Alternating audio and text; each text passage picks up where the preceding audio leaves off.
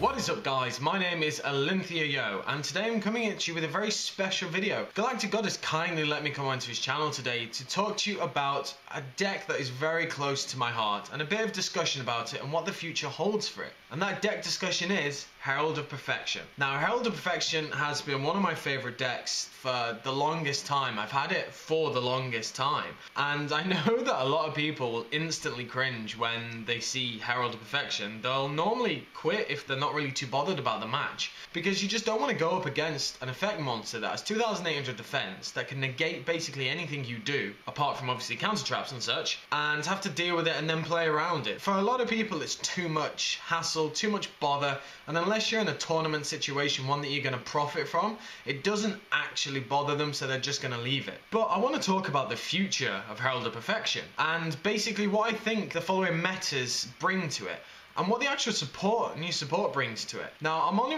going to really talk about the two rituals that are coming out. It's the Dragon Princess that's level 6 that basically allows you to get a light monster from the graveyard to your hand. You can either discard a card from your opponent's hand, or you can draw 2 and discard 1. It goes from your hand to the graveyard that turn, or in the turn it was ritual summoned. So that already has a very strong characteristic.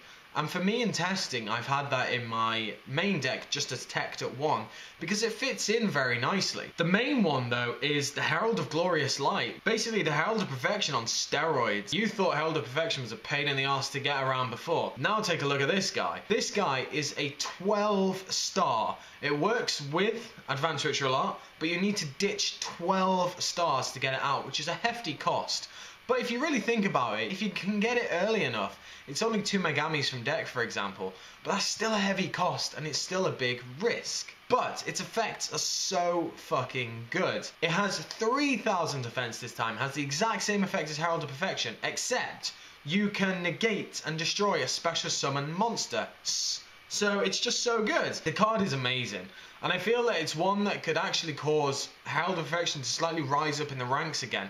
At least it will get more people interested in picking it up and playing the deck. Now Herald of Perfection is one deck that I'm a little bit snobby with, because you can't just pick up the deck and play it. A lot of decks you have to know the combos, you have to know everything about that. There's an element of that with Herald of Perfection, but more so you have to know the deck your opponent is playing. If you don't negate those important cards or don't read the bluffs that they're going to try and bluff you into, then you're going to die horribly. Back in the Dragon Ruler format, I played Herald of Perfection then. It was my choice deck at the time. I just felt that I can actually combat against Dragon Rulers.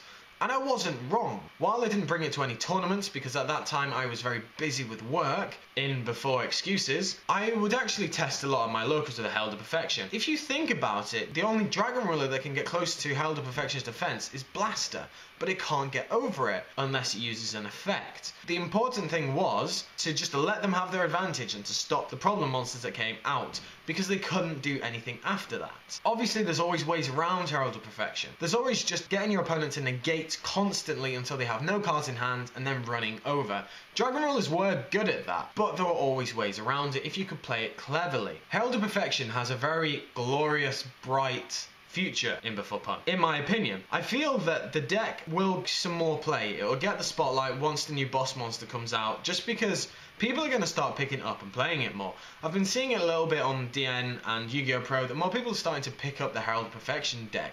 And it's one that I actually think is a really good idea, because Herald of Perfection, by no stretch of the imagination, is a bad deck. It's a rogue deck. And it is one that if you go up against and you aren't fully prepared for it, you are fucked. The person playing Herald of Perfection will easily control the duel. And depending on which variant they're running, and there are many variants out there, for example, the Spirit variant is the one that I use currently. It generates the most advantage and also has other plays if you can't get to your Herald of Perfection. There are the Agent decks that have the big boss monsters in Hyperion and Christia, and then there are the other ones, the Happy Herald and the other variants like the Wave Motion Cannon or the Destiny board variants. There's so many out there. Now you've got the big boss monster coming, and you've also got some indirect support and the level 4 Synchro that is coming out. I feel that Herald of Perfection is definitely one that people need to keep an eye out for. When I play the deck and I see people's reactions, it's kind of the majority reaction that everyone gets, because it is a very difficult deck to go against. If you are ever interested in the Herald of Perfection deck, if you think that rituals are a very cool type of deck. And if you think that you would like to know more about the Herald of Perfection deck and its future in the metas, then I really would implore you to come over to my channel, because I do so many deck discussions and deck profiles on my Herald of Perfection deck. It is by far the longest stretched deck profile that I've done over the course of my channel, which has been about 1.5 to 2 years. So I want to know what you guys think of Herald of Perfection, and put aside the anger and the hate that you might have for the deck, and talk about the logistics of it and how you feel it's going to actually do in the future. I do realise that with any ritual deck there are obviously going to be inconsistencies in the cards that you actually get, because you need to search them. While Preparation of Rites helps with that, and the Manjus and the Sonic Birds and the Senjus, it's still very difficult to get something very consistent. And with the brand new Glorious Light level 12, there is only 2 ways really to search it that fit into the deck, and that is Senju and Manju. So let me know down in the comment section below, as I said, what you think of Herald of Perfection and its future that it may hold in the meta. Once again, I just want to say thank you very much to GalacticGod for letting me come onto his channel to talk to you about Herald of Perfection and my love for it. My link will be down in the description below, and my name is AlintheaYoh. Hope you enjoyed the discussion, and I hopefully see you later.